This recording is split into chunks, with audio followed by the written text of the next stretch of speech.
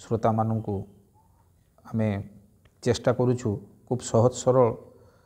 भाष्य गुड़िक केमिति आपण पाखे पहुँचब से विषय रे आमर जो उद्देश्य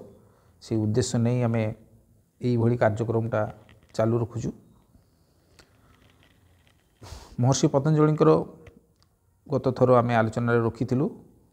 16 नंबर सूत्र तत्परं पुरुष ख्याति गुण वैतृष्णस्य वैराग्य अर्थात ता पूर्वर जमती थिला अभ्यास और वैराग्यर साधन करनेला परे ता पर सूत्र आसुची 17 नंबर सूत्र आज आलोचना आम करूँ सेटा हूँ वितर्क विचारानंदा अस्मिता वितर्क विचारानंदा अस्मिता रूपानुगमात संप्रज्ञात समाधि अर्थात आज संप्रज्ञात समाधि आलोचना आम करूँ। जो महर्षि पतंजलि जो संप्रज्ञात समाधि आलोचना जोटा कर सद्गुरुदेव ताकू ही भाष्य कर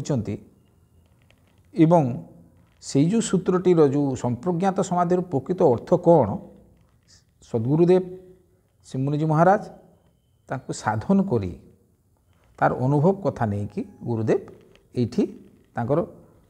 आमर ये जोगदर्शन शास्त्र समाधि पात्रटी को से लिखिंट समाधि पात्र से लिखिंट। तो मुझे पदे कथा कही कि जो मैंने भी महर्षि पतंजलि जोगसूत्र गुड़ी को आगुरी शुणी थे अन्न जो मजबी संस्था माने जो आलोचना करुवे जदि आपण मानकर सेमती किसी विचार करिवार उद्देश्य थाए ताहले प्रकृत सद्गुरुदेवंकर भाष्य मुनि समाजर भाष्य आउ अन्न मानकर भाष्य भितर केते मात्रा रे तफात रही सेटा आपण माने जानि पारिबे। तो ये जो वितर्क विचारानंदा स्मिता रूपानुगमात संप्रज्ञात समाधि 17 नंबर सूत्रर एटा बुझेइबाकू जाई सद्गुरुदेव लिखिंट आमर जो अभ्यास आउ वैराग्यर साधन करनेला परे साधक मानक पाखर तांको मध्यरे आत्मप्रेम जागृत हुए आत्मप्रेम बढ़ी जाए अर्थात निजको निजे जानिबार जो आवश्यकता निजको निजे जानिबार जो सुजोग बा इच्छा जो प्रकाश पाए ता भितर आत्मचिंतन द्वारा। तो से प्रकृत संप्रज्ञात समाधि कौन प्रथमे आम आलोचन रखी जे जोगर प्रकृत लक्ष्य हूँ तदा द्रष्टु स्वरूप अवस्थान अर्थात साधक बा द्रष्टा जिते साधन करे से तार स्वरूप रे स्थित हो। तो स्वरूप आमर स्वरूप हूँ चेतन संपूर्ण चेतन अवस्था स्वरूप। तो से आम गोटे बड़ बाधक जो माने संज्ञाहीन समाधि बा जो माने जड़ समाधि जो माने लगुंट भेष होगी पड़ुंट साधन कर साधन करके माने साधन कर संप्रज्ञात समाधि आउ ये जड़ समाधि भितर तफात आसी जाऊँ। प्रकृत समाधि हूँ स्वरूप स्थिति को गले चेतन आमर स्वरूप स्थितिटा हूँ चेतनमय। तो चेतन जदि आम प्रकृत स्वरूप जदि आमर चेतन होता है ताहले आम बेहोशी होबार साधन कहीं करवा सद्गुरु तो आम प्रकृत चेतन हूँ आम चेतन अति चेतन हम समाधि द्वारा साधकर चेतनता अति चेतन स्तर को जीव सी कहीं जड़ बेहोशी संज्ञाहीन अचेतन अवस्था पड़ी रहा हूँ आलोचर विषय। तो ये जो समाधि पाइबापी हेले समाधि स्तर को जीवाई हेले प्रथमे आमर जो आवश्यक जो रहा जो चेतनतार साधन स्वरूप साधन चेतनतार विषय। तो से साधक मानक असुविधा कौन हो आम जो पूर्व जानी जे अन्न संस्था माने से मैंने कहते जे ज्योति दर्शन कले आम समाधि आड़ को पलि जीवु ईश्वर दर्शन पाइबु। प्रकृत ज्योति दर्शन ये साधन द्वारा जो ज्योति दर्शन कथा कहु सी ज्योति दर्शन रो अर्थ हूँ आमर ज्ञानर प्रकाश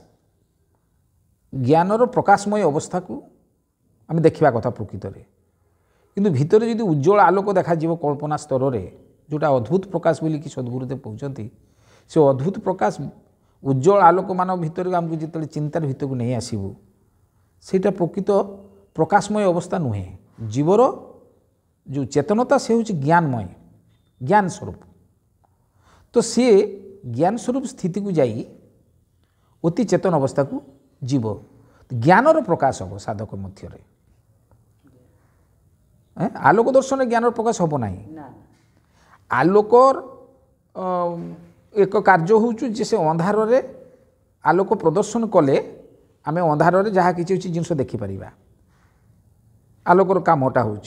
ज्ञानर प्रकाश हूँ से सबू विषय गुड़ी को प्रकृत देखईदेव ज्ञानर प्रकाश द्वारा आम सब जिनस को पाई परिबा ज्ञानर प्रकाश द्वारा आलोर प्रकाश आम जहाँ देखिपर ज्ञानर प्रकाश है आम पाई परिबा गोटे उदाहरण दिया हो से हूँ जड़े आलुओ नहीं कि गोटे अंधकार घर भीतर को जाइए गोटे कौन वस्तु खोजा लगी किंतु आलो नहीं कि आलोरे सब किसी देखा जाउछि किंतु जे आलो को नहीं कि जाइछि तार ज्ञानर प्रकाश तार ज्ञान नहीं से वस्तुटी कौटी अच्छी तेणु से वस्तुटी को से पाई परिबो नाही ज्ञान थिले जड़े अंध लोक भी मध्य अंडाड़ी ता घर भितर तार जिनसटी प्रकृत वस्तुटी से बाहर कर आनी पार ये हूँ प्रकृत ज्ञानर प्रकाश आलोर प्रकाश और ज्ञानर प्रकाश भीतर तफात हूँ सेया आमर चेतनतार प्रकाश हाँ कौन कह जितेबले भी गोटे लोक धर अंधार भीतर से जाऊँगी से गोटे जिनस खोजापी यदि से आलो भी जल नदी सी अन्य किसी जिनस हुए तो से देखी न पारे किंतु निजर स्थिति से जापर कि हाथ अच्छे कि गोड़ अच्छी कौन अच्छी तो से विषय कहगला जे प्रकृत आमर चेतन सत्ता हूँ ज्ञान स्वरूप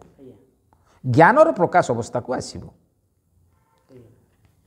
ये गोटे उदाहरण स्वरूप गला प्रकृत प्रकाश कौन बोलिक जानिबा प्रकृत प्रकाशटा कौन बोलिक जानिबा प्रकृत प्रकाश होची जेमिति रात्रि समस्ते शुई गले मध्य मनुष्य भी समस्ते शुई जाए किंतु शुई गला मात्रे शुई गला परे भी से स्वप्न रे चंद्र सूर्य रो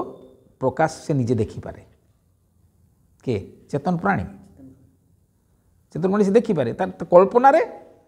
सूर्य चंद्र प्रकाश देखिपार तैयारी कर नहीं पारे सूक्ष्म शरीर से ना ये हूँ आत्मार ज्ञानर प्रकाश आत्मा हूँ ज्ञान स्वरूप माने आमर जीवटा हूँ ज्ञान स्वरूप से ज्ञान द्वारा चंद्र सूर्य को भी मध्य से प्रकाश स्तर को आनी पार तो से प्रकृत हूँ आमर जो ज्ञान स्वरूप रे आमे सारा संसार सारा विश्व रे प्रकृत आम जो ज्ञान द्वारा सारा विश्व रे कौन कौन अच्छी कौन नहीं सूर्य एक जड़ पदार्थ नक्षत्र मान भी जड़ पदार्थ तार चेतनता नहीं से जानीपारे ना निजे सूर्य बोलिकी चंद्र बोलिकी नक्षत्र बोलिकी ताकू जानी मनुष्य कहीं मनुष्य हूँ प्रकृत ज्ञान स्वरूप तो समाधि स्थिति को गले चेतन रु अति चेतन स्तर को जीव से जड़ा बेहोसी हम ना तो प्रकृत संप्रज्ञात समाधि रे जो आम जो आलोचनार विषय हूँ साधक जिते बड़े अभ्यास और वैराग्य द्वारा सारा सांसारिक विषय वस्तु को जिते तार साधन द्वारा जिते तार निजर आत्मप्रेम बढ़िबो आत्मस्थिति को जानिबा पाई तांकर मन रे आमर भीतर मनन चिंतन हम मनन चिंतन द्वारा जानी परिबा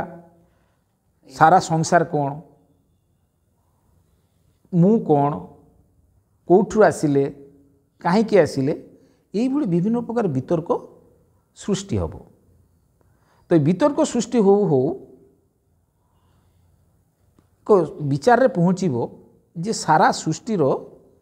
रचयिता बा ताकू जानिबा वाला एकमात्र मनुष्य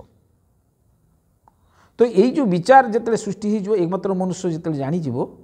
आ से हूँ जिते से जानीज ये सारा सृष्टिर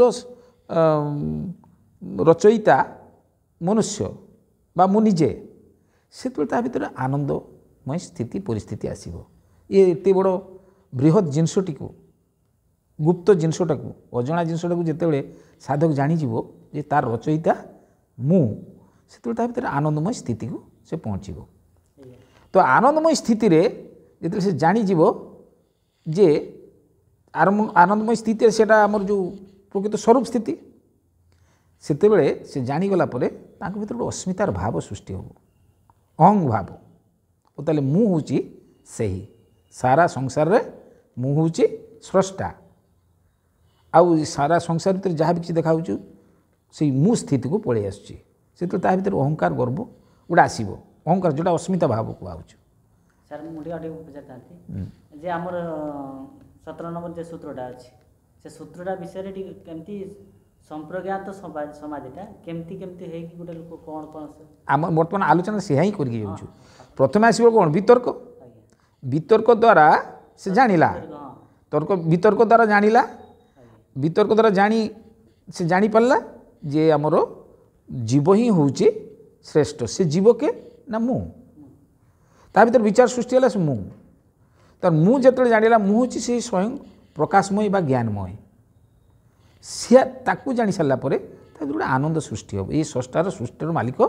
ମୁଁ। ସେତେବେଳେ ତା ଭିତରେ ଯେଉଁ ଆନନ୍ଦମୟ ସୃଷ୍ଟି ହେଲା, ତାପରେ ତା ଭିତରେ ସେ ନିଜକୁ ଜାଣିପାରିଲା ଯେ ସେ ହେଉଛି ସ୍ରଷ୍ଟା ହେଉଛି ମୁଁ।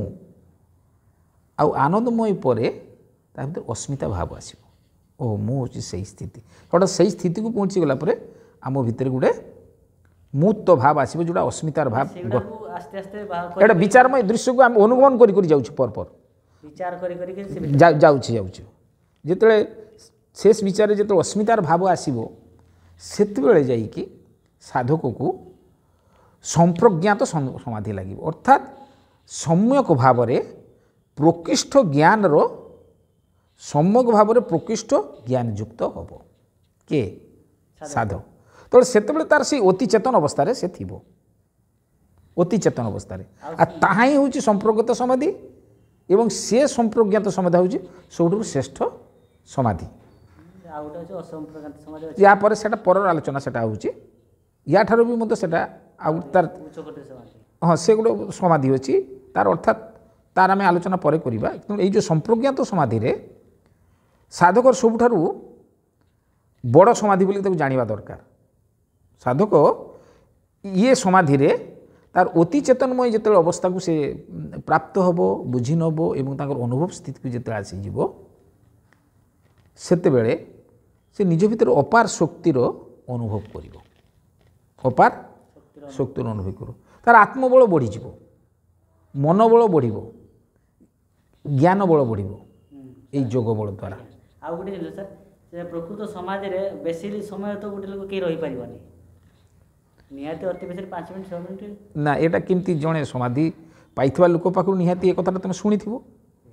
ଶୁଣିଥିବ। ତ ଇଏ ଶୁଣିଥିବା କଥା ଛାଡ଼, କାହିଁକି ଯେଉଁ ଜିନିଷଟା ଇଏ ଯେଉଁ ସୂକ୍ଷ୍ମ ସ୍ତରର ସାଧନ ନିଜେ ଯାଇ ପହଞ୍ଚିଲା ପରେ ସେ ଅନୁଭବ ଜ୍ଞାନର ବିଷୟଟିକୁ ଜାଣିପାରିବ। କିଏ କ'ଣ କହିଲା ନ କହିଲା ସେ ବିଷୟ ଆଲୋଚନା ଭିତରକୁ ଆମେ ଆଣିବା ଦରକାର ନାହିଁ, ନିଜେ ଅନୁଭବ କରିକି ଜାଣ କଥା ବୁଝ। ଯେଉଁଟା ମୁଁ ଅନୁଭବ କରିନି ସେଇଟା ତୁମକୁ ମୁଁ କେମିତି କହିବି? କିଏ କ'ଣ କହିଲା ସେ ବିଷୟରେ ଆମେ ଜାଣିବାର ବି ଦରକାର ନାହିଁ। ଗୁରୁଦେବଙ୍କର ବହିରୁ ଆମେ ଯାହା ଜାଣିଲୁ ସେ ଏଇ ସ୍ଥିତିରେ ବିଚାର କରିକି କହିଲେ, ବିତର୍କ ବିଚାର ଆନନ୍ଦ ଅସ୍ମିତା ରୂପାନୁଗମାତ୍ ସମ୍ପ୍ରଜ୍ଞାତ ସମାଧି। ଏଇ ବିଚାର ଦ୍ୱାରା ଯେତେବେଳେ ଅନୁଗମନ କରିଯିବ ସାଧକ, ସେତେବେଳେ ତାର ସମ୍ପ୍ରଜ୍ଞାତ ସମାଧି ପହଞ୍ଚିବ। ଆଉ ସମ୍ପ୍ରଜ୍ଞାତ ସମାଧି ହେଉଛି ସେଇ ଯେ ସମ୍ୟକ ଭାବରେ ଅର୍ଥାତ୍ ନିଶ୍ଚିତ ଭାବରେ ପ୍ରକୃଷ୍ଟ ଜ୍ଞାନ ଯୁକ୍ତ ହେବ ସାଧକ, ଆଉ ତାହା ଆତ୍ମଚିନ୍ତନ ମନନ ଆତ୍ମଜ୍ଞାନ ଦ୍ୱାରା ପ୍ରାପ୍ତ ହେବ, ଆଉ ତାର ଆତ୍ମବଳ ବଢ଼ିଯିବ, ସାଧକର ଆତ୍ମବଳ ବଢ଼ିଯିବ। ତ ଏଇ ଯେଉଁ ସମ୍ପ୍ରଜ୍ଞାତ ସମାଧି ସେଇଥିପାଇଁ ଉଚ୍ଚ କୋଟିର ସମାଧି ବୋଲି ସଦ୍ଗୁରୁଦେବ କହୁଛନ୍ତି। ଯେଉଁଟାକି ଆମର ସେଇ ଯେଉଁ ପ୍ରଥମେ ଆମେ ଆଲୋଚନା କରିଥିଲୁ ଯେ ତଦାଦୃଷ୍ଟୁ ସ୍ୱରୂପ ଅବସ୍ଥାନ, ଯୋଗର ଲକ୍ଷ୍ୟ ବି ଏଇଟା, ଯୋଗର ଲକ୍ଷ୍ୟଟା ହିଁ ଏଇଟା। ତ ମୁଁ ଏଇଠି ଆମର ଦର୍ଶକମାନଙ୍କୁ ମୁଁ ଆଉ ଏକ ପ୍ରକାର କହିବା ପାଇଁ ଚାହୁଁଛି, ଆମେ ଯେଉଁ ସମାଧିପାଦର ଯେଉଁ ଆଲୋଚନା ଚକ୍ରକୁ ଯେଉଁ ଆମେ ଆଣିଲୁ, ଏହାର ଯେଉଁ यार जो ज्ञान विषय में आपण मान सम्मुखें इे आलोचना कली प्रकृत साधन विषय जानापी हेले आपण मान मुनि समाजर सदस्य हवाक ही पड़ो देले तार क्रियात्मक साधन गुड़िक बतई दिया जीव नहले जेते पर्यंत मु ज्ञान आलोचना गुड़ा करी आपण मैंने शुणे सीना किंतु प्रकृत में तार साधना न कले बुझीपारे आ साधना स्तर को आसिले आपण मुनि समाजर सत्संग को आसवाक पड़ो तार सदस्यता बनवा पड़ो एवं योग साधन प्रणाली जाणी करेंगे आम जहाँ भी किसी एत दिन 20 नंबर सूत्र 17 नंबर सूत्र जाए आम आलोचना कर आसिलु ए सबुड़ा हूँ ज्ञान पक्ष साधन सापेक्ष ज्ञान पक्ष आम साधन विषय आपन को किसी देखुनु आम कही चलीचु तार ज्ञान यह कले यह पाइबे तो प्रिय आत्मन आपण मान पाखे मोर कहबार उद्देश्यटा हूँ जदि ये जो संप्रज्ञात समाधि मनुष्यर उच्च स्तर ज्ञानर समाधि ज्ञान को जानापी हेले मनुष्य को साधन करने को पड़े तेणु आपण मानू मुनि समाज आसी तार सदस्यता ग्रहण करने को पड़ो एवं साधन विषय रे आपण माने सदस्यता ग्रहण कले तेज जाइए आप बुझीपारे बुझे दिज्व जो माने मुनि सदस्य से बही निहाती पढ़ा दरकार हाँ ये विषयटी समस्त जाना दरकार जमी ज्ञान स्तर में जाना दरकार सेमती कर्म करवा दरकार ज्ञान आउ कर्म दुईटा जाक उभय